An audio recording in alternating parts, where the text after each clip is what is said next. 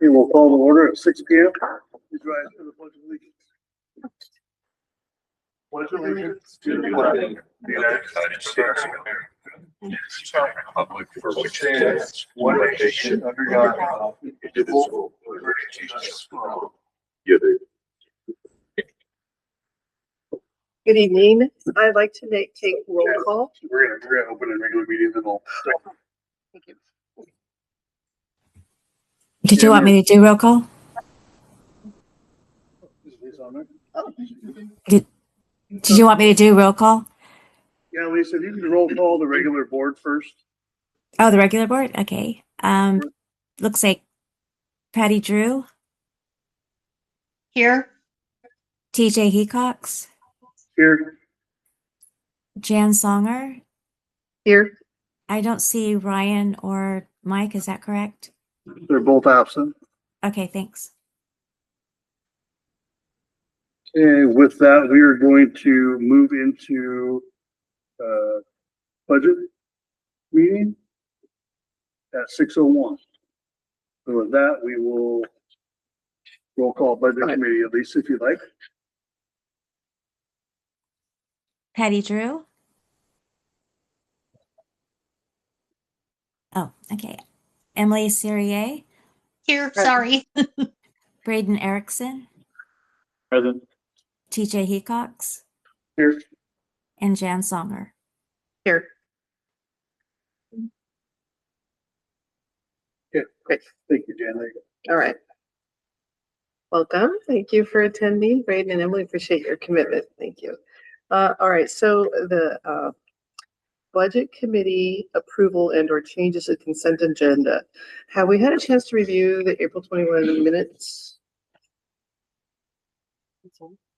Okay. Do you have any changes to the minutes or discussion about those? No. Patty, are you okay with them? Yes, I'm okay. Great. All right.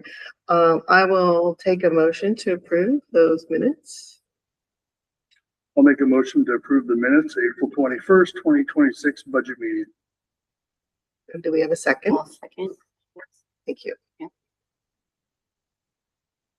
And at this point, we are seeking a change to the agenda to move public comment up to the next agenda item, so it becomes number 4. I'll make a motion to move public comment to item 4. And then change accordingly afterwards. And then our budget review will become number 5. Thank you. Do I have a second for that motion? I'll second. Thank you, Brady.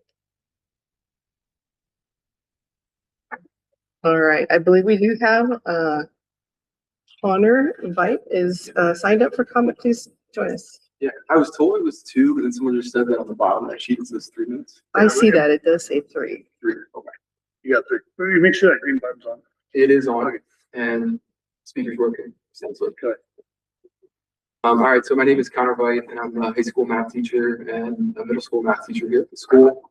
I'm going to try to keep this as brief as I can. I wanted to open by saying thank you to our board members, to our business manager, our principal, our superintendent, and our budget committee members who volunteer their time and put in a lot of thought and effort into what is undoubtedly a trying time and an uncertain time. And as a community, we absolutely respect your efforts and the thought and time that you guys have put into this process. By the same token, as we've kind of watched and listened to this process, there are certainly some things that have made us somewhat uneasy and made us a little bit at times upset. In particular, the thing that I think kind of sparked our union asking me to come speak here today was a comment at the last board meeting about with the cost per student numbers being what they are, all of our students should be graduating with PhDs. Every single member of our union felt incredibly uncomfortable with that comment because we felt that it belittles the effort of our students and it belittles the effort of our staff. And we're incredibly proud of the work that our students do. And I'm incredibly proud, just speaking for myself, of the folks that I have on my team. And I wanted to speak to on page 1 of this packet, just as who I think we are as a staff and who we've grown into over the last number of years. These are our 11th grade test scores for the last 2 years. It's effectively the last assessment that students take that's external before they leave our district. And it's also the test score that at this point, every single member of our teaching team has contributed to making them what they are. And I know that we're small, but out of the 10 people that took the ELA exam, 70% passed compared to 40%, 46% at the state level. For mathematics, 67% passed compared to 21% at the state level. For science, 71% passed compared to 32% at the state level. Beyond that, we have a number of students who actually it's every single senior who is graduating this year with a minimum of 8 college credits. There are some that are graduating with as many as 20 or beyond 20. Today, we also found out that one of our students was accepted into the Volta Scholarship Program, one of 32 kids in Oregon. So we're incredibly proud of our students, and we're really proud of the time and effort that we put in to help them become the best versions of themselves that they can become. So we wanted to highlight that, and then we did also want to highlight some of the numbers that have been talked about when we talk about our staffing and our budget. And I'm sorry, I'm trying to go as fast as I can. The one that seemed like it was used to justify the reduction in force was the $88,000 per student number. And it was said that the state average is $13,000. As a union, we did some research on the next page from the Oregon Department of Education. They say that in 2023, 2024, the average cost was $18,400. The 13,000 number looks to have come from the 2019-2020 school year. We can imagine that in 2 years, that number is actually even higher again than the 18,400. I would imagine it's over 20,000 per student across other districts in Oregon. If we flip to the next page, we see that the per pupil expenditures from our district, from the Department of Education. I want to highlight that boxed column. For the year 23-24, it says that we spent $144,000 per student, which in our review of the budget sheet, balance sheet is not accurate. We budgeted $6.5 million in capital expenditures that year and didn't spend $1 on capital outlays that year, which dramatically inflated that cost per pupil. And what we've seen in reviewing actuals for 24-25 and then reviewing year-to-date numbers for 25-26 is that the same thing is happening. It's less dramatic, but it's about $3 million that are being budgeted for outside of our operating funds. So it's usually our grant funds and our capital outlays fund. And those funds are not being spent, but ODE is using them to calculate our cost per student. And I imagine there's a good reason for those funds being budgeted for in the event that some kind of emergency is happening. So there's no questions there. The big thing is going forward, we'd really like if that figure was revised, because if we turn the page without revision, it does look like we spend $88,000 per student. One page further, and that's kind of our year-to-date figures that were presented at the last board meeting. And when you take into account year-to-date amounts and encumbrances, again, we're projected to not spend $3.16 million that was budgeted. And that 3.16 is being included in the $88,000 per student figure. If we go one page further, this is what that number would be if we accounted for that extra $3 million. It's still very high, right? But in our mind, there's two main points we kind of wanted to make and just kind of going through this. Number one, what that means is that we would spend, if we use that 18,400 number, which again, I believe very strongly is too low. We would spend $44,000 more per student than what was originally quoted, which would indicate that we spend $75,000 more per student. And as a union, we think that's a big deal because if it's going to be a number that's used to justify reducing our force, we'd really appreciate it if we made sure that it was the actual number. Beyond that, we have questions about whether or not it's the most relevant number when we think about how we're reducing our costs, because there's no doubt in our minds, given the level of uncertainty, that does have to happen. But it seems like from our union's perspective that what has happened is that we throw out that cost per student and then we talk about student to teacher ratios, which we would argue are not super relevant given the size of our student body, the size of the building that we operate within, and the fact that we don't have the staffing numbers that we have because we're trying to minimize our student to teacher ratio. We have them because we have graduation requirements at the high school level, because we need teachers to teach elective classes, to offer CTE programs, to offer agriculture programs, and to also try to ensure that our kids are successful on things like the SAT and state tests. We completely understand that we are in incredibly new terrain, and we understand that this is extremely scary, and we are as scared as you guys, and we've tried to be respectful and professional throughout this process. And we remain committed to this district, and we remain committed to our students. And no matter what happens this year and going into next year and years beyond, we're going to give everything that we have for our students, and we're going to try to keep them at the levels that they're at now, and we're going to try to push them forward. But we also would appreciate if during these conversations, it was also acknowledged that it's more than just the bottom line. And we'd also appreciate if there were maybe other proposals that were considered beyond just immediately jumping to the teacher number.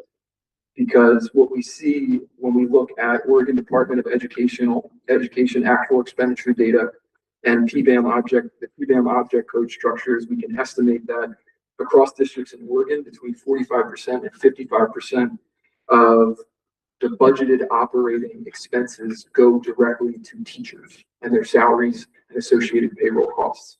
If we go to the last page of this packet, I promise I'm done after this. For fiscal year 27, we will be projected to spend 31% of our operating fund on teachers and associated payroll costs. This is even a tiny, tiny bit inflated because, and I could be wrong that it's inflated, but I feel that it's inflated, or I hypothesize that it's inflated because there aren't line items for our instructional aides. And my understanding, and I could be wrong, is that they're tied up within the high school instruction line items and the middle school instruction line items and beyond. So again, I share this information because it's how we're feeling as a staff. I share this because I respect the decisions that you guys have to make, and I respect the struggle that has gone into this process and will continue to go into this process. But as a union, we feel very, very strongly that we're an important part of this building too, and that we deserve a voice in this, and that there's more than just those two numbers that are thrown around. And we would greatly appreciate that moving forward. Thank you. Very well presented. Appreciate it.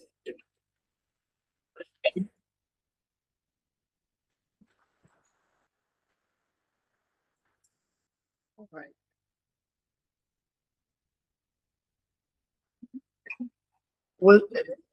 Do I invite any further comment at this point or discussion? Okay. All right, so. Do you have answers to the questions? Yeah, I think it's time for Tammy to present her answers to the questions that were on the general sheet. Thank you.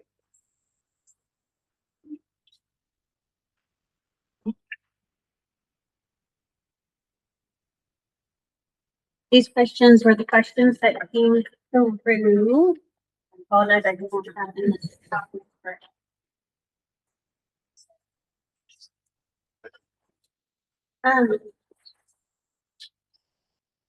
So first of all, thank you for the questions. I appreciate it a lot. So the first question was, what is the basis for projecting $4.2 million in timber revenue? So I took the projected timber revenue and for the next 3 years, that number is provided by the Oregon Department of Forestry. I compared it to the past projections versus the actuals that were received and multiplied it by the percentage of revenue that Jewel has typically received. And then took the last 2 quarters, we've seen an average of 18%. So I took the 18% and came up with the $4.2 million. Is any of this information publicly available to verify? On the Oregon Department of Forestry website. Yeah. Would you mind just sending on a link? Sure. I looked for it, but I couldn't find it. Okay, sure. So Sure. What is the contingency budget for receiving lower than projected timber revenues? Is there a plan for the district for if the district receives 75%, 50%, or even 25% of the projected revenue. And so, yes, the budget was built with the combined transfers of the $5.2 million to allow for lower projected timber revenues. If the district does not receive excess local revenue, and it is reliant only on the state school fund estimate of approximately $3 million, and again, that's dependent on ADM, teacher experience, other things. The above transfer would allow for the budget authority to transfer the necessary funds from the investment fund. As for future expenditures, capital projects, departments and programs within the district would be considered for reductions to get closer to that state school fund level for the 27-28 year. And this would only be considered after board work sessions.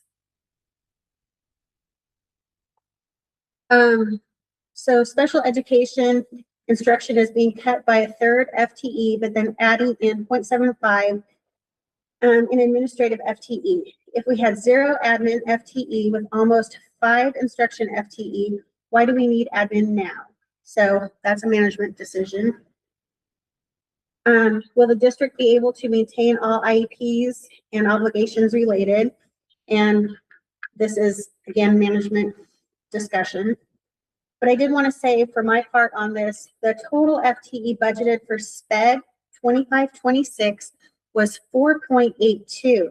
The current year-to-date FTE is actually 3.63, and the current proposed FTE is 2.69. That So- 2.69 includes the admin. Yes. Yeah. Yeah. So, so I have the current year, like what we've been working at, and I use that information and then the information provided by the district on the direction they want to go. So that is why there's the 2.69, but we've seen a steady decline in student enrollment in the SPED, but this also gives us the ability to adjust if we need to. But again, the budget is just a plan for, the best information we have at the time. It's just a plan, and plans can change. So that's kind of why you see the reduction in current year FTE versus what was budgeted the previous year. And when we say this is a managerial decision, what does that mean? That would be administration's decision. And do you have a reason why we're adding a administrator and cutting a bunch of the instructional staff? I'm not sure if I want to give that a public information because that starts to delineate a little bit further down into specific employees in the district in some of our programs. Okay. And are there concerns that we're going to be able to meet all IEP requirements, or? No, as you heard, our enrollment in that is department. dropped? Okay. But again, we have built in such a place, so therefore, if it does increase in numbers in the next year or so, we are prepared for that. Okay. Completely. Cool. Confidently. Thank you. The K-12 counselor position drops from 1.2 to 0.40 FTE. Given the budget messages emphasis on MTSS, SEL, and behavioral health as priority areas, this seems contradictory. How does 0.4 FTE of counseling support an expanded behavioral health program? So there's actually a 1.0 FTE dedicated to the counselor position, but part of it is in Fund 251 in Got the it. SIA. Okay. So, and then additional funds are budgeted through purchased services, which falls under the object code 3. So that's also under Fund 251 and the general fund 100.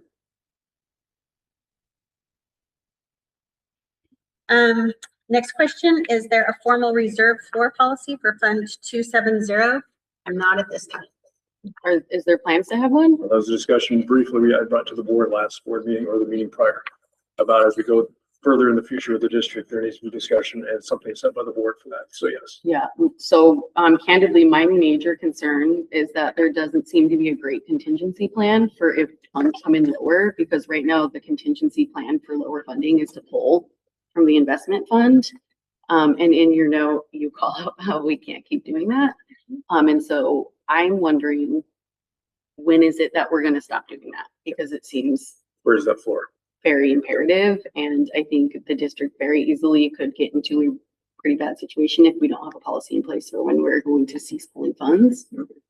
So I would really like to see that policy in place or started for the next year. Absolutely. Is the decline in interest payments from Fund 270 due to anticipated drawdowns or changing interest rate assumptions? Yes, both. And then I listed all of we have seen a steady decline in the interest rates month after month. And April's, I did this before the April's came out, and it is also 4.0. What is the estimated dollar figure exposure for the mandates related to the Senate Bill 489? Where is that embedded in the budget? Based on prior year expenditures combined with potential exposure to other unemployment claims, the total budgeted for this was $54,000. Okay. Is that in there somewhere? Did I just miss it? It's under object code 2, and then it's kind of out throughout the budget In different in places? instruction and support services. I saw like a post-employment something for $5,000 and I was like, that can't be it. No, that's what that is we have a couple of retirees from many years ago that had an agreement with the district to pay their medical bills. And so every year I keep track of that on a spreadsheet. They turn in their medical bills. And so we're almost to the end of that. So that's why there's only the $5,000 in Okay. Thank you for clarifying. Let's see. Where is the project breakdown for the capital fund budget for building improvement? And there's not a project breakdown at this time. This is just because we want to have the budget authority and the appropriations in case we need to do some renovations to the water treatment, the stadium, the roof, anything like that. That saves us from going out again. And that's why we've had some other capital expenditures budgeted. It just gives us the authority to spend that instead of reconvening the budget committee through the year and going through the whole process again. So. I don't love that. I feel like we should have a list and some outline of what those expenditures might be as part of this process so that we can kind of approve and make decisions. I wouldn't be opposed to having to reconvene the budget committee to reestablish those throughout the year if needed. But I don't feel comfortable approving $2 million as part of the line items without a legitimate plan. That's I think like the single largest line item on the budget. So I would like to see a plan, or I would 100% be willing to meet throughout the year as those plans come to fruition and need approval. Like I said, something like the water line, I mean, that's going to be a challenge because I know I'm working with the circuit rider program for the month of August, and that could yield, I mean, there's no, that's a harder one to answer because if we fall in a situation that we aren't aware of or it's immediate, I mean, we're in a bind. With the loss of water in the last 3 years or so, and Yes, consistently beyond that. But then you just like get $2 million to decide what to do with without there being any real plan or oversight. So even if there is an outline or an estimate, or even if it's, we think 30% is going to go to this building maintenance, we think 25% is going to go to having to do stadium improvements or sport program improvements or whatever that is, I would really like to see that.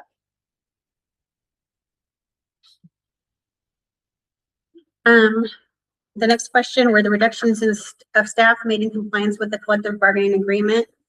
Again, that was a management decision and it's kind of beyond the purview of the budget committee. And what are the potential grievance or layoff related costs? Unemployment and all legal fees are taken into consideration when building the budget. What are, next question, what are the Board of Education Services General Fund Function 2310 sub area 300 being purchased for $294,000? Those are legal and audit services. Okay. And what are the operation, plant and maintenance services and objects purchased? The General Fund Function 2540 sub area 300 and 600.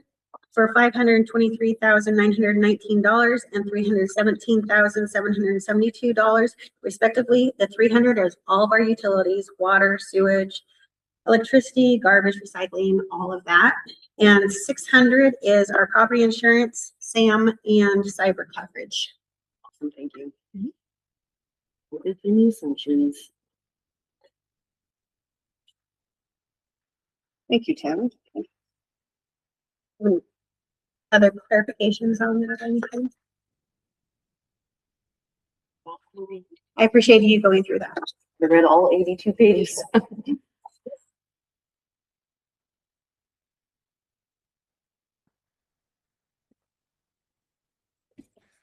Okay, so at this time, does the budget committee need additional review of the proposed budget?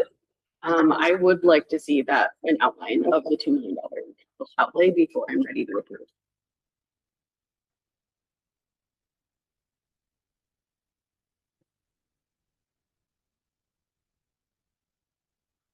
I believe in the past, has that been kind of the number that's been in the budget? Yeah, I brought it down a little bit this time after, because it was like 2.16, I think, last year, when we brought it down, using the ending fund balance of the 600 and some $1,000 that were in there. I mean, I understand what you're saying. I'm hopeful that with, because that's been a big push with facility management on getting this plan going. And we have a new facility manager just started today. Oh, So exciting. hopefully that'll, that'll start showing itself pretty quick too. Yeah. So, Yeah, I I don't don't know know. if we would have a plan before the budget would need to be adopted is the thing. We have a month, right? For 4 weeks till the next one? we probably want to have a special meeting again within a couple weeks. Okay. Or I don't know what time it would take to get kind of a plan put together. We wouldn't want to wait right till the June meeting because we'd be up against it. Okay. And I guess the other concern I'd have would be, is there a number the budget committee is comfortable with keeping it to a certain dollar figure, or they want to see an outline too? I would just be way more comfortable if there was a better plan than just, hey, we think we need $2 million maybe for stuff next year. We're not totally sure what it is. That just, I don't love that. I totally understand. That's right. Yeah. Is that reasonable? A couple weeks maybe? I think Yes, it'd be good. It would be good if we could set a date now. Yeah, and I'm not gonna like come back next year and be like, this is not to the dollar that you said. I just would like to, We just don't want to get in the middle of the year where if we can avoid reconvening the budget committee or doing an alternative budget in the middle of the year, because we have to submit all that as well. We have to publish everything. And so also it would be great if we did not adjourn this meeting. Correct. If there was that, if we Call for next meeting. call for the next meeting, just recess it. Because if we do, then we have the publication dates, deadlines that we have to go forward. And we're running out of time for that. Okay. Mhm. And then we do need to have it, I would say rather quickly, because we do need to have the publication deadlines for the hearing as well. And those have to be 5 to 30 days prior to. Figure that year. Sure.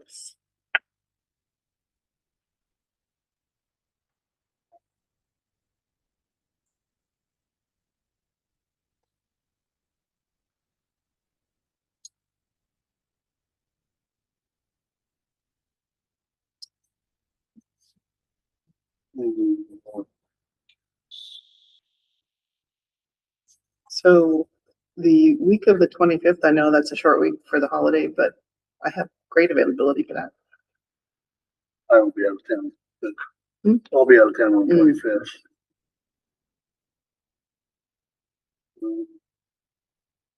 So we do, I could probably do remotely. We do it Wednesday, Thursday? Mhm. So either 27th or 28th? How's that work for you two? That works for me as well. Okay. Patty, how is 27th or 28th to reconvene? Either one of those work fine. All right. 27th would be. 27th? All right.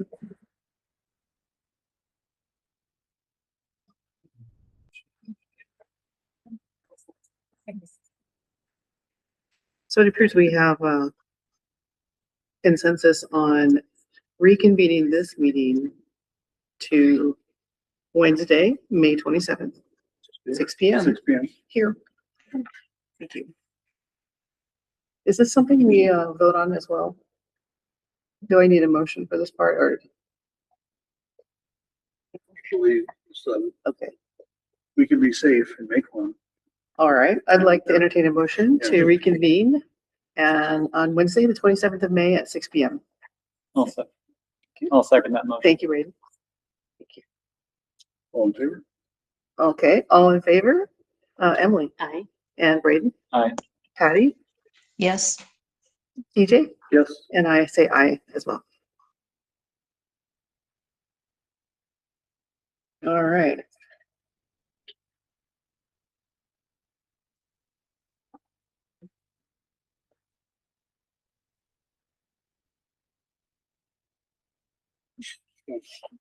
All right, so that's not, we're not adjourning, we are We're reconvening. not adjourning this one.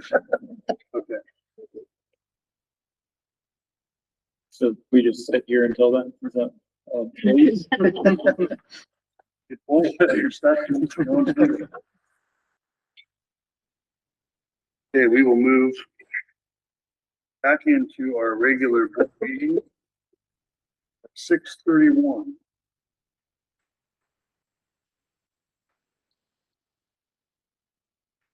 Item 3.0, board approval and changes to a consent agenda. Has everybody had time to review our last month's meeting minutes? Yes. Any changes to the agenda? Items? It was, yeah, yeah, we do have an item on 8.5, it's gonna be removed. Superintendent Evaluation Board Workshop, set date. Well. The point of that was to try to set our work, Thank you. Thank you. set our workshop, well, we'll do it for probably to February every year, so we can get that done. I'll take a motion to approve it with that change. Rule 8.5. I will make a motion to approve adjusting the evaluation board workshop. Set that date, Just remove it. remove it. All second. All right, thank you. Patty, are you good with that? What do you, okay, I'm lost. You're going 8 point, are we on the regular board meeting now? Yeah, Yeah. sorry, we're on the regular, board meeting and we just removed item 8.5 from the agenda. And we're gonna take a motion to approve the changes to the consent agenda. Okay, so my 8.5 is JEA licensed contract negotiations update. No, that's 8.6. That's That's mine, it. 8.5. So I've got the Oh, wrong we- agenda. Maybe, okay, we were going to remove that early on, so maybe some of the old agendas got, I think she left it in there. okay. Well, you have the right agenda. Okay, Okay, so we are leaving JEA on, so there should be no, okay, so I do have the correct agenda. yeah. Okay, I just want to make sure. So yes. So I'll make the motion, well, yeah, I'll make the motion to change some of these agendas that have the superintendent evaluation board workshop set date on there to remove that from the agenda. Yeah. Second, I'll second that. Removal. all in favor? Patty?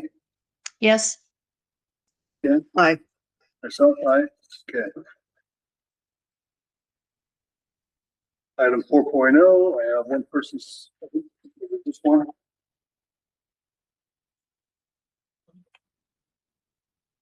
Terry Deweese, come on up. Are you asking about 4.0? Yes, I have one person that gave me a notice to sign up to speak. I don't have anything. Right there. You have 3 minutes. Hi, my name is Terry DeWeese, if you don't remember. I wanted to come to speak about the effects of RIFs that were approved here. It's disheartening that the school district has chosen this direction for their student body. There are so many things that could be said, but today I'd like to focus on one teacher in particular. Cameron Gore is a new teacher to Jewel School District this year. He has been the instructor for my son's 6th grade humanities class. Throughout this school year, I've heard more stories and learned more about what my child is learning in a classroom than I've ever experienced before. Our 2 daughters have both graduated as salutatorians of their classes at Jewel, and we're both engaged with school, but I am including all of those years when I make that statement. We've had wonderful supportive experiences with Kayla Roush, Terry Byard, and solid Mark Freeman. I've watched Martha Stevens build gardens and hearts in areas that needed desperate care, and I've appreciated so much of the endurance I have seen from this staff. This focus on Mr. Gore is not to take away from any of those experiences. It just actually devastates me that the kids here are losing Mr. Gore, because I have no doubt in my mind he is going on to that list of teachers my son and others will not forget because of the positive impact he's made. A district like Jewel should have held on to him as long as they could. Earlier in the year, during parent-teacher conferences, I had expressed concern with how my son is doing in another class, and Mr. Gore was able to show me how work in his room offers the support I'd hoped my son and other kids would have access to, as well as discussing how this support would be built upon next year. During this track season, I have listened to full 1.5-hour speeches during car rides home about Gore's class. This information comes from my son completely unprompted. I've really appreciated the personal engagement he's created with students, creating an environment where it seems kids are learning to love learning. The students at this school have certainly had their share of turmoil and turnover. When your RIF plans came through, my son was not only devastated about his father losing his job and having his time as a student at Jewel School abruptly coming to an end, but a lot of sadness to no longer have Mr. Gore around for himself or his classmates. To be frank, he had some real thoughts about that choice. I was told tears were shed in that class when they heard Mr. Gore could not return next year. This was Mr. Gore's first year teaching. Look at that impact. It's a disgrace to send him off. I'm not sure what the board thought was going to happen for the students when you chose to agree to the full RIF proposal. From a parent perspective, it sounded misinformed, resulting in a misguided vote. It feels careless and harmful to be removing core staff and adding such a load to the skeleton crew you'll have remaining. While it's true, Jewel simply cannot always offer the athletic opportunities for our students, you have struck a major and devastating blow to the academic opportunities these students add to the community you are here to serve. I hope the budget meeting provided input so this board and district would consider different strategies for how they will provide for their student body for the next school year instead of this complete gutting. Over and over, this district batters the trust of its students, its community, and its staff. And over, community members and staff pray for serious course correction while students are subject to the repercussions. I cannot imagine what the future of Jewel School will be, but I hope at some point it's led in a thoughtful, student-focused way. Because what on earth is a school district without that? Thank you. Thank you, Jay.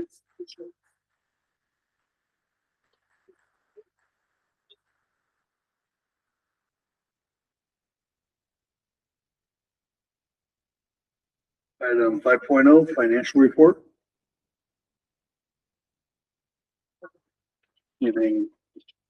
We did receive our third quarter timber revenue. That will be reflected on next month's meeting minutes, though, because that came in May. It came in at 1.14. And you'll see that reflected on next month's meeting.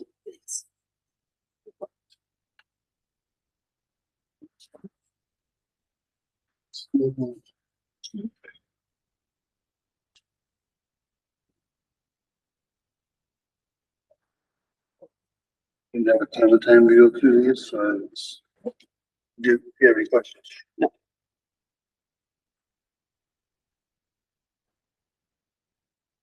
Oh, actually, I did. What is a Promethean panel? What is it about Promethean? Yeah. I saw that expenditure. It was very curious. Interactive TV type. Is it what? It's like an interactive TV kind of that you can project. Well, it shows things because of use markers. Thank you. Interactive. Okay. Because I didn't, it was new. Kind of like what we Looked to do. Yeah. would used to have like smart boards and stuff. Mhm, mhm. That's a TV. Okay, thanks.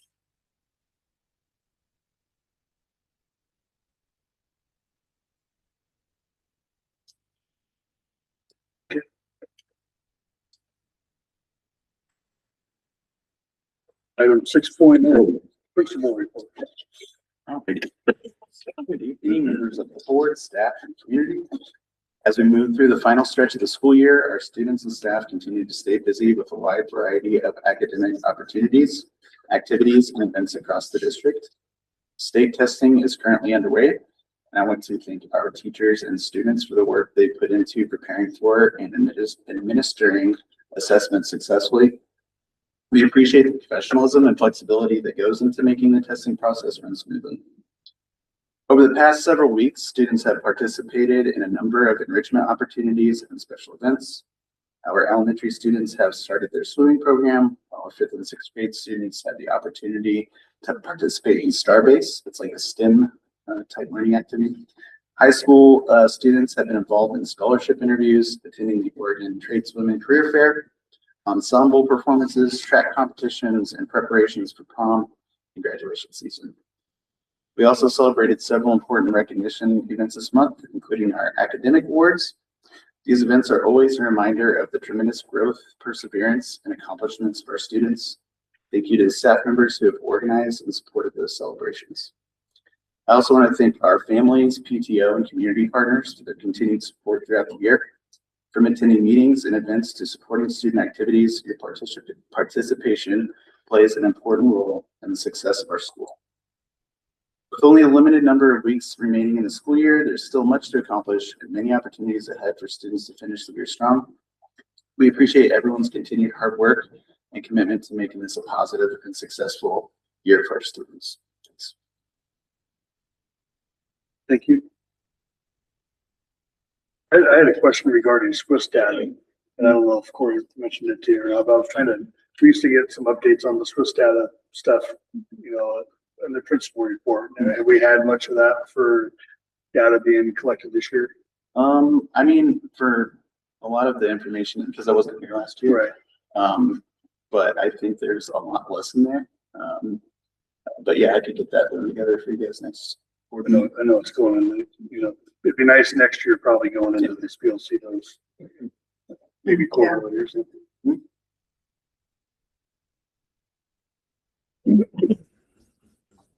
Item 7, new business, 7.1, scholarship committee member recommendation. So per board policy, we're having to convene a recommendation list for the board to approve for individuals to move forward into the scholarship committee meetings that we're going to hopefully have here sometime in the next couple of days here. So scholarship wise, we have from the PTO, let me see here, Sasha Wright. And then we're supposed to have a board member, which we do not have one at the current moment. We've had so far 4, could not make it so far. So we're still requesting one other board member to potentially make that meeting here. We had business manager Tammy Swearinger, myself also. And then I feel like I'm missing one more. Oh, a teacher representative, I believe, Kayla Roush, was the other one also. So outside of the board member, that's my recommendation. And TJ, I'm sorry, you're the only one that we have left here. I don't know if. I did see an email, so I'm not sure of the date. I can't remember. It's Wednesday. It's coming Wednesday.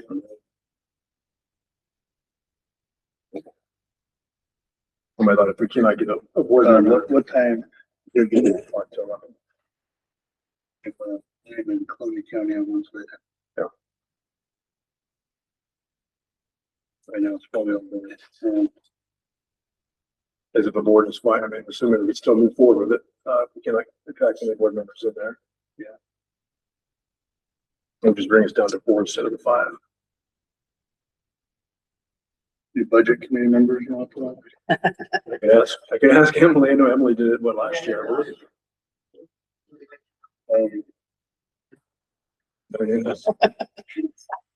Yeah, I'll try to get an answer solved by tomorrow, but I'm sure that's. Okay. So my recommendation would be to move forward without a budget, without a board member. I'll make a motion to. Okay, yeah. All right, I'll make a motion if there is not a board member available to serve on the scholarship committee, that we continue to proceed with 4 instead of 5 members. I'll second that.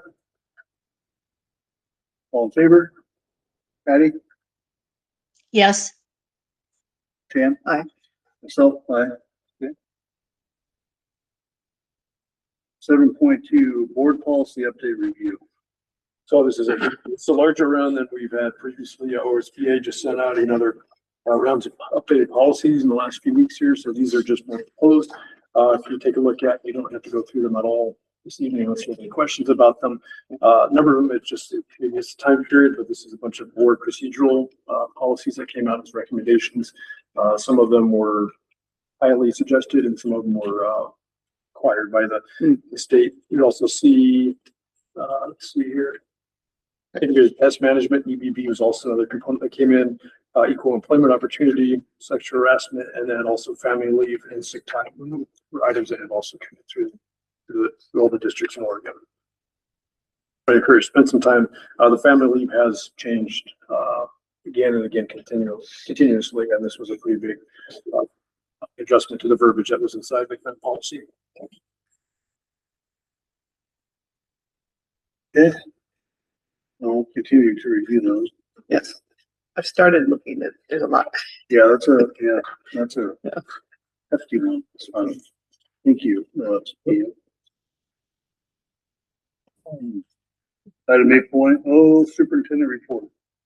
And is Sherry Ford, are you online at all? I'm here. Oh, you are there. Okay, wonderful. Okay. Welcome, by the way. So I believe at the last board meeting I had brought to your attention, the board's attention, about WIC. As potential opportunity, they reached out to us and said that we have a number of families here in the community that travel all over to Seaside and Astoria. And we're wondering if the school-based health center run by Columbia County would be open to having those services provided in their building over here. And so I brought it to the board also because we need to make sure you guys are privy to that component of it. So prior to that, I also had scheduled a meeting with Columbia Health Services to have discussions around the services that are being provided in the school-based health center and just giving some updates about where we're at and whether or not if we were open to potentially having the community utilize the services over there. I know I brought that to the board at some point last year. We decided that wasn't quite the right time to do so.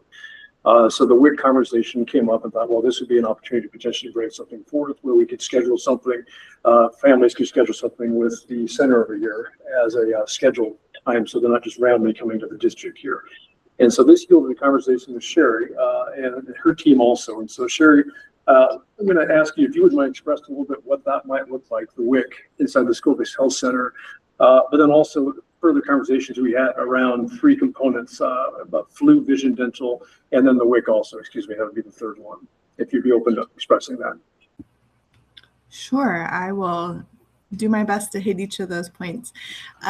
So with the WIC program, I'll just, because I don't represent Clatsop County, but in Columbia County, we experienced an issue and a barrier to people receiving their WIC services when they had to come to St. Helens, centralized to St. Helens from Vernonia and Clatskanie and other parts of the county, because the WIC program nationally requires in-person visits at least quarterly.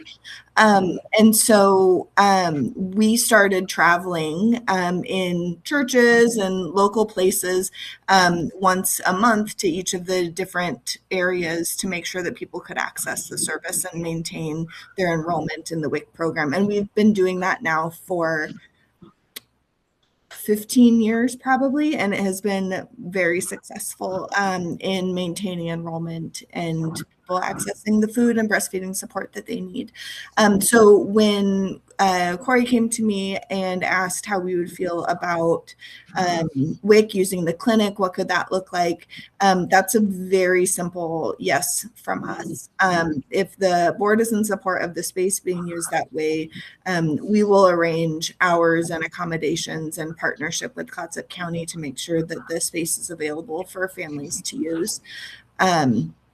I assume because you've talked about it already, you're pretty familiar with WIC services and the population they serve. Is that accurate? I think it'd be good if you would mind updating a little bit more for those that haven't heard. Sure. Yeah. So the WIC program, WIC stands for Women, Infants, Children. It is for pregnant people and breastfeeding moms, as well as little ones ages 0 to 5. They graduate from the WIC program on their 5th birthday. It has a nutrition education component, weighs and measures on an ongoing basis, and then a little bit of food support, kind of similar to SNAP or food stamps, but a little bit different in that it's developmental based. And so based on the age of the child, they may qualify for formula, and their benefits can only be used for formula during a certain stage of life. And then they can only be used for fruits and veggies and dairy products. They also have some farmers market vouchers that are available during the summer farmers market season. So really it's very restrictive on what it can be used for, with a focus on maternal and child health. So the families that would be coming in to the clinic space, they'll need a weigh and measure, which the clinic's already equipped for, a private space to talk about any feeding concerns, get some additional support with breastfeeding. If something's not quite working, then they can get support right there in a private area. And it will be pregnant women with, oftentimes they bring a partner or a support person with them, and parents of 0 to 5-year-olds. So another thing about the WIC program is it is really restrictive. Anyone can't bring a kid. It's got to be the parent on record. There's proof of ID. And so from a security standpoint, it's a pretty straightforward and regulated program. Yeah. So that's the WIC program component. When Corey and I spoke before about the possibility of people accessing the clinic, we talked about a couple of barriers. One is that it doesn't feel safe. I mean, schools are really working to make sure anyone can't just walk into the building, whether the reason is for clinical services or otherwise. And so it doesn't feel appropriate for someone to walk into the clinic using the side door and have access to the school then without checking in at the front desk. It also doesn't feel totally appropriate to have someone who's coming for clinical services to come in and announce to the front desk, I'm here for clinical services, and then walk through the school that way. And so we've talked about some options, maybe locking the door between the clinic and the school, and only allowing access through that outside door, so that they then don't have access to the school.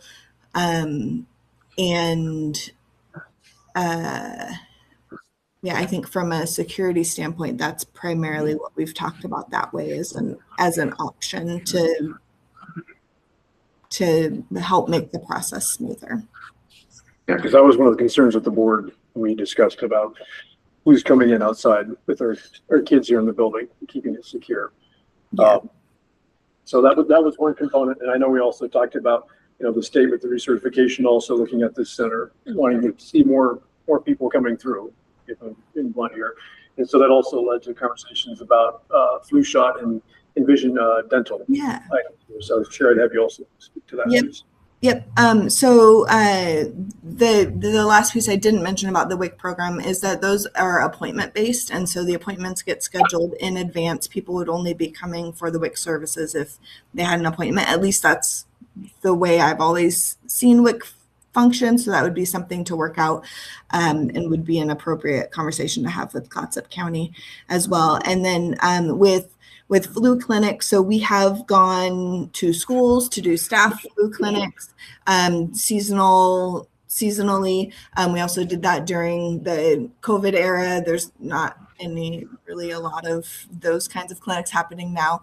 And then, so an idea to see how well the clinic is received by the community and to give us an opportunity to kind of gently introduce our services might be to schedule a flu clinic during a certain period of time, to advertise it, have an online and a call-in registration option so people could schedule their appointment, Monday between 2 and 4 p.m. or whatever the agreed upon time is. If by appointment was necessary to not just have an open door for walk-ins, we could certainly accommodate that and do that in other clinics as well. We do want to protect it as a school-based health center to ensure that students feel comfortable accessing the clinic whenever it's appropriate and convenient for them, because it is first and foremost a school-based health center, and a risk that we're always making sure to account for is that the clinic not be so busy with adults that then students don't feel like it's their space anymore. It needs to remain first and foremost a school-based health center. I'm going to pause. There was a question, I think. Is there still a question? Well, I had a question, but you answered it with appointments. So Okay. I was concerned that they were just people who just show up, but if they have a scheduled appointment to come, that's better. So that was my question, and you answered it perfectly. Okay. And then for dental and vision, OHSU Knight Cancer Institute and KCI Clinic reached out to us 2 years ago. We've now partnered for 2 different events that we call a mobile day of service. And they have a lot of interest in going into more rural areas. We've done it in St. Helens twice. But what this was mobile clinics. They had eye exams come. They had a mobile mammography bus. They had a dental bus, and several other things. I think there were 12 vehicles in total, and we used a gym inside of a church. And we served 100 people. That also was by appointment. So there was a health fair component where people could come. It was on a Saturday. But we really advertised, and people made appointments for the screening and the particular service that they needed, one or all of them. We had I'm going to lowball it so I don't over exaggerate. At least 30 people get a full eye exam and a pair of glasses within 2 weeks that they were able to pick up as a result of that. And that was open community wide. So when we talk about what it might look like, when we ask what it could look like to serve some community members within a school-based health center, an event like this, like flu clinics, are an opportunity to gauge what is the need out there in the community, and to then better prepare and plan for what the future could look like. It gets us some data, and it provides some cool services.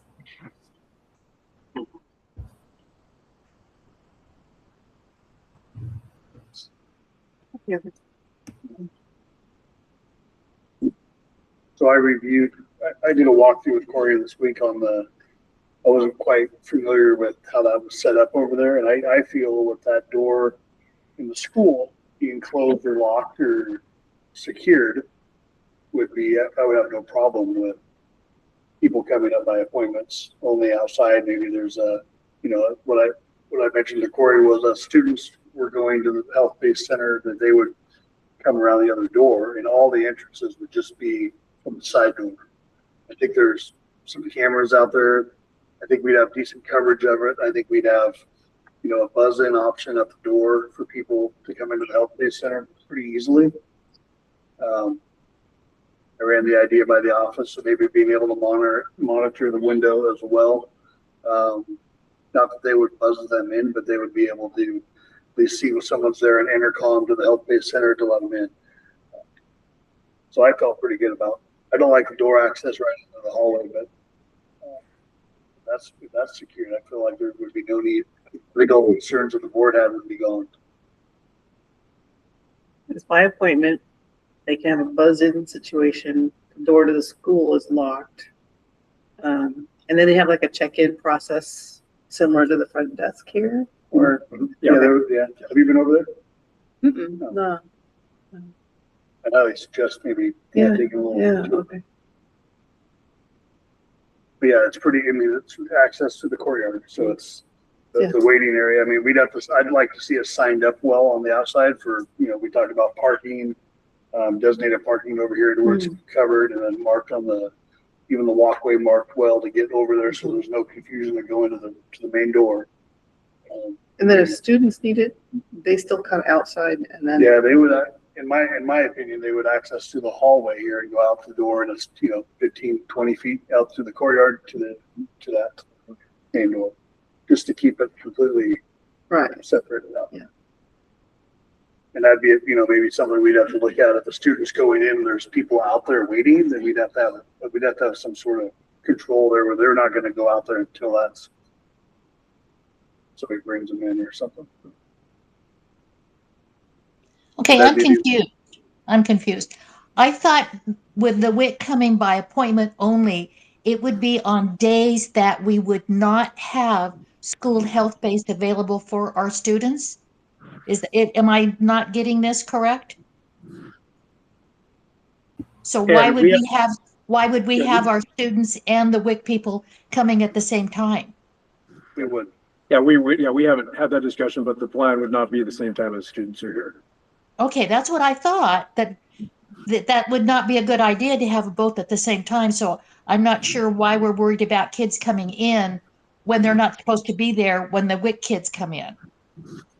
I think possibly it's just projecting down in the future, like with you know, vaccinations or something. If we had a flu vaccination day or something, just projecting at some point, would this ever find itself a point of security concern? Okay.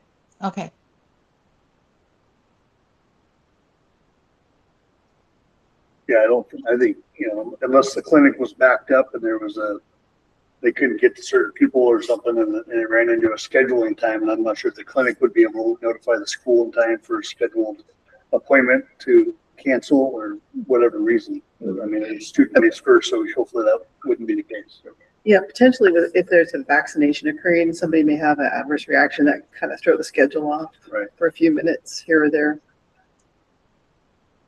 I think there's ways to work around it. I think from what I've seen about how it seems pretty easy to access on the side door and keep it pretty secure. I mean, because we are up against, if we don't start doing something with this facility and getting more people in there, then that's kind of a, you know, to me, it's like, I don't foresee it's going to be a huge influx of people coming in, but I'd like to at least give the opportunity to see if it's going to work. So yeah, my consensus is to get it going. It's not a vote, but I think it's a great idea. All right, Sherry, thank you very much. My pleasure. Thank you. Item 8.2, summer learning grant.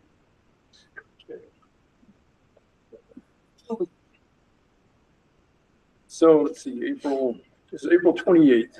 So the district, we did apply with the help of Northwest Regional ESD. Christian from Stuart from ESD helped us put this grant together with support from a number of our staff members. And the results came out, and let's see, Jewel School District ranked, and they added, I think, 4 more schools to the list late last week.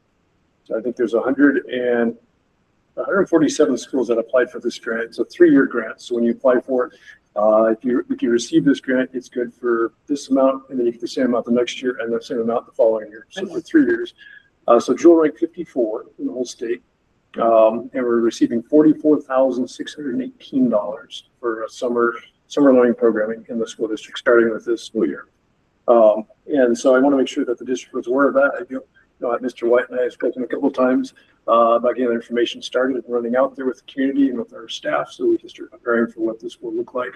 I know there was a plan for, I think, elementary for a Tuesday, Wednesday model within the district, and then for secondary, a Tuesday, Wednesday model, and then every other week, Tuesday, Wednesday, Thursday, with a more of an outdoor summer school type of posturing towards this stuff. So, but again, I'm yielding to Mr. White to get that moving a little bit more here in the next week or so. So you're going to start hearing more about that coming out through the community.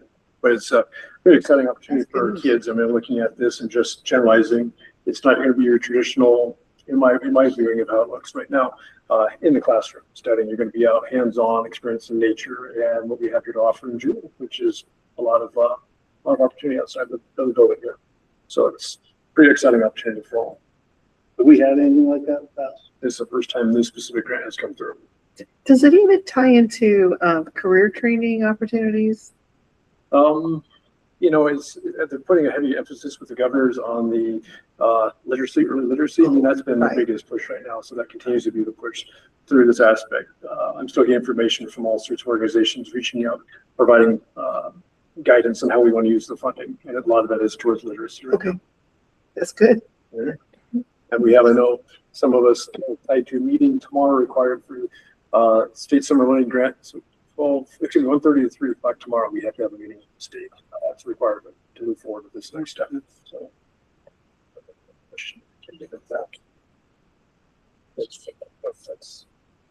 Is this in addition to or replacing the summer reading? This is an addition. So that, we're going to incorporate that into it. Yeah. We're going to incorporate it. Yeah. Not replace, yeah. 8.3 Career Connected Learning Workforce Development Update. I won't go through all of this. This is a lot of information. So superintendents regionally, I'm not talking just in Clatsop County, but regionally, have been having discussions throughout the last number of months. I'm going to say about 4 or 5 months around Oregon's Career Connected Learning Framework, which you can find online. And this is just the basic outline of what that looks like.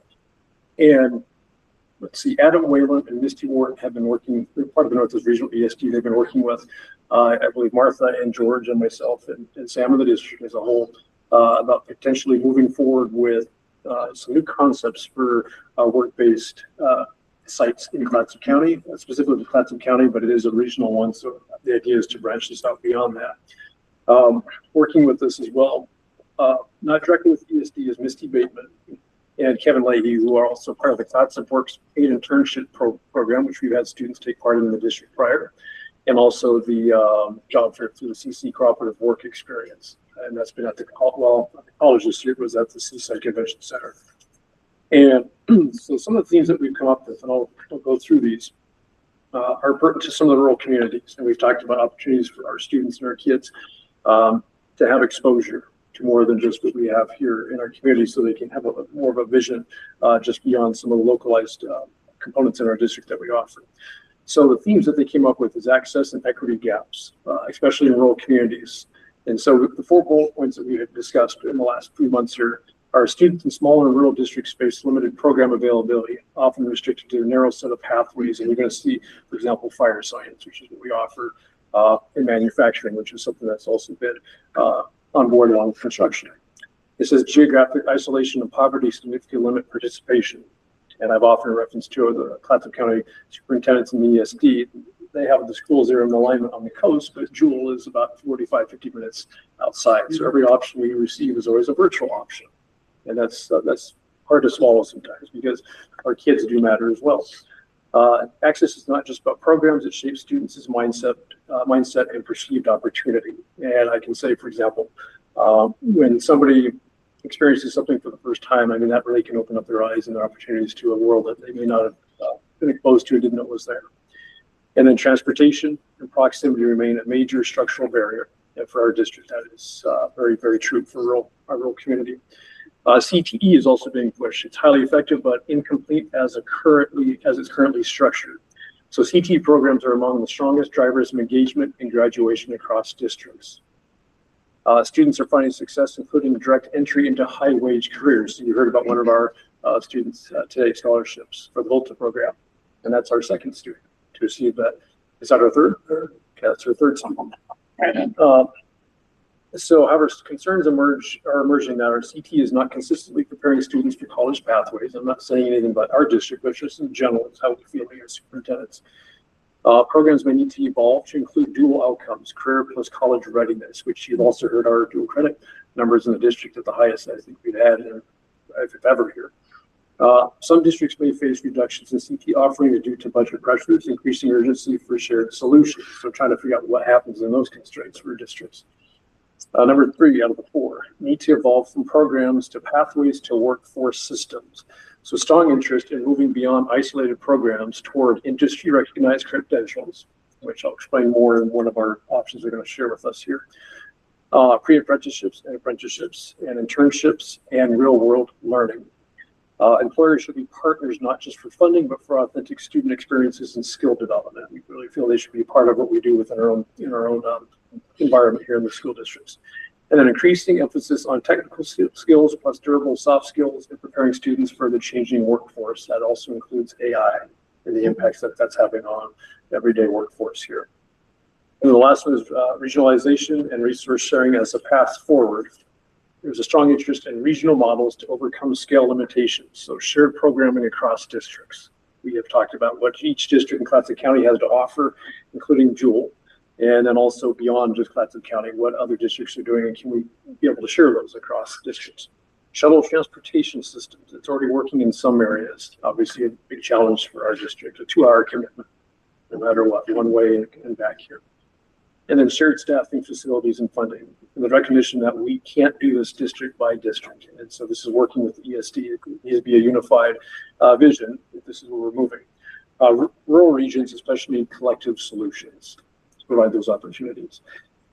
So ideas that are emerging are regional workforce and a CTE center. I was pinned to go see forget the title of it, but over in Washington State, there is a workforce CTE center that I didn't have a chance to see at all the other superintendents. I went, they're going to reschedule that. So for those that didn't have a chance to go, I'll be able to see that. Summer intensive models versus traditional school day constraints, and then a virtual plus in-person hybrid approaches, which is often what they say for rural school districts. And so the ESD over the next month here, actually, and I won't go into this first one because I'd like to be able to present all of these options to the board, but they're presenting the school districts 3 case studies for review. And we had one 3 weeks ago at ESD, and it was a workforce innovation center. And I won't go into it more than just some of the bullet points that we were able to see. We haven't been able to breathe or live this thing at all. It's just an example we're going to discuss more in our next meeting. But the Workforce Innovation Center is not like any other K-12 example in the entire state of Oregon. This model does not exist. It's being developed by Misty Wharton and Adam Whalen. It's not CT. It falls under workforce development umbrella. No classes or high school credit is offered through this Workforce Innovation Center. And it's for all students regardless of their connection to CTE program.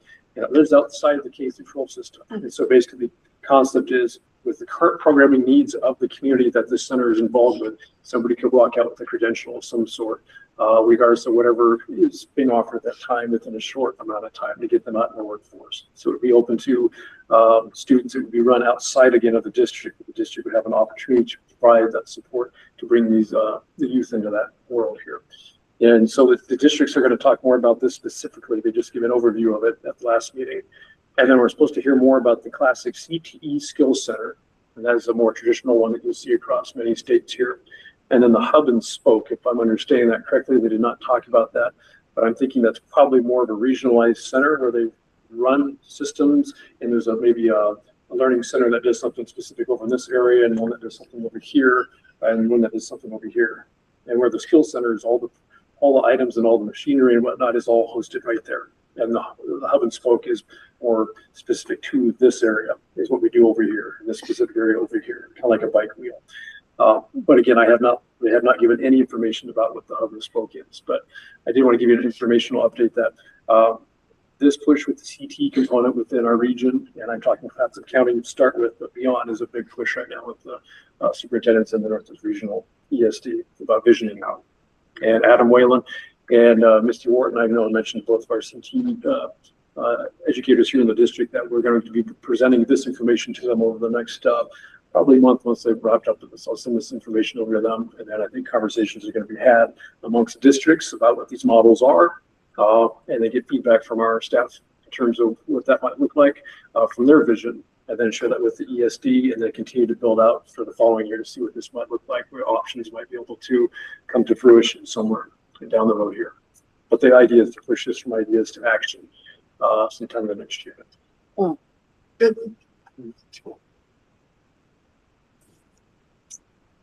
Yeah, item 8.4, welding update.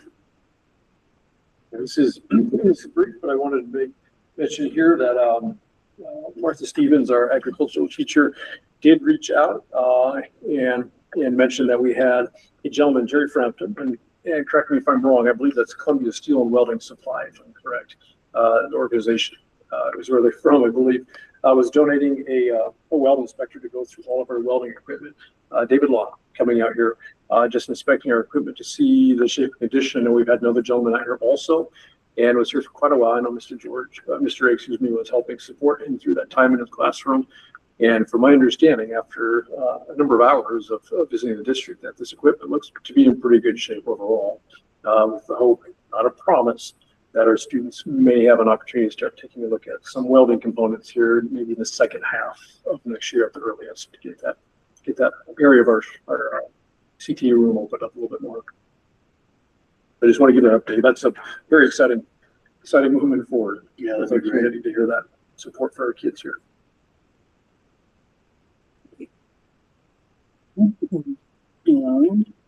Item 6.8, JE license contract negotiations update. Not much here, just try to give you updates as we can every board meeting that we're going to be continuing to move into discussions, I believe, Wednesday at 1:30 or so. We're going to have continued discussions with JEA and the district here. So just give you an update that's where we're at. I have nothing more to report at the moment, but that's our next meeting frame.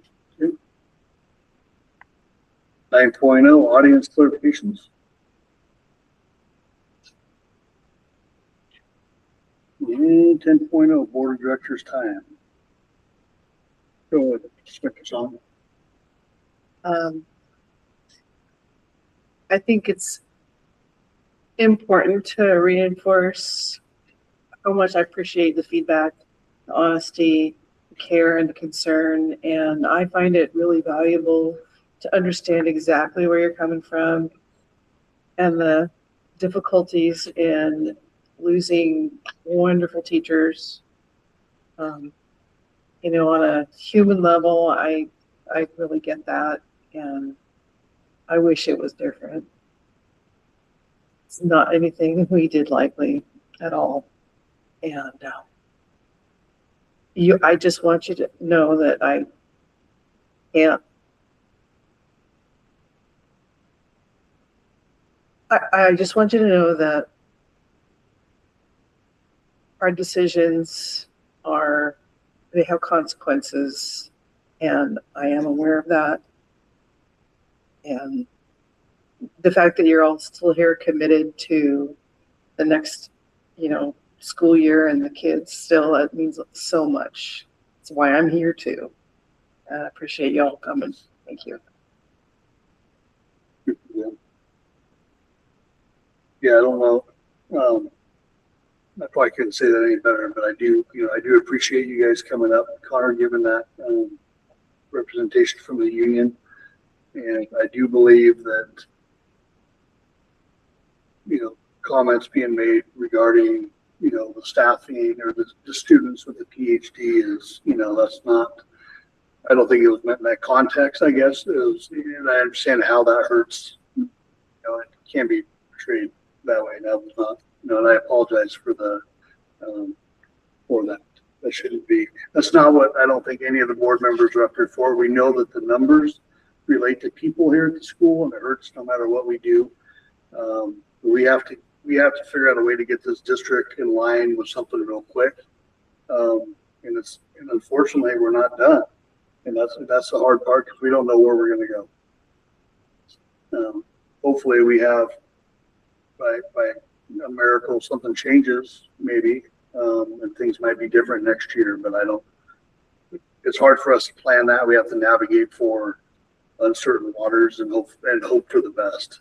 And I feel it. Our kids, my kids, there's a lot of people tied to this community that have been here forever. And it sucks. I never thought in a million years being on the board here that we'd be sitting here where we are now. It blows me away when I think back when I first got on the board of the budget committee, that this was never on the horizon that we're in. So I don't know how else to word it other than I feel it, I see it, I feel it at home, I see it with my kids. My daughter that's graduated, my son is still in school, and I want the school to be here for him or their kids or down the road. So I do appreciate all the teachers we have. I know that they do above and beyond care for our students. So the one unique thing we have in Jewel is we have such a small, you get a relationship with your students. I remember, almost every teacher very vividly of impacts they've had on me. So I know that you guys have all done extremely well. And it sucks that we're here where we're at. But Patty? Sorry. Well, I just want to reiterate the same thing that Jan and you have said. We do not take this lightly. This is the worst that we've ever had to do. And I think it hurts us probably more, if not just as much as it hurts you to have to do this. And I agree with TJ. We have never, ever been in this situation before. And I don't know how we're going to get out of it until we can get our timber revenues squared away and the HCP and Habitat. It's statewide, and it's just horrible. And I feel the effect, and my heart just breaks for every one of us in this community to have to go through this with our school, because our school is our community. And we all love our school, and we all love our teachers. And it's very important that we stay together as a whole and try to get through this together. Thanks. Thank you, guys. Are there any items for Patty? Do you have anything? No, not at this time. And at this time, we are going to motion to recess to executive session, RS 192.660 I to discuss the evaluation process of the chief executive. Thank you for coming. We will probably be, I don't think it'll be too long if anybody wants to stick around, but we'll pretty much wrapped up. So thank you. We will reconvene in the regular session, 8:18. Well, we had some discussion with Corey's evaluation. We're going to continue to work on it this week from the rest of the board, and get something together for Corey to review. Hopefully in the next couple of weeks and next month's meeting, we will do the evaluation. You can choose if it's in public or executive. With that, I will take a motion to adjourn. Board Chair, I'd like to make a motion to adjourn. Thank you, Director Sonner. I will second that motion at 8:19.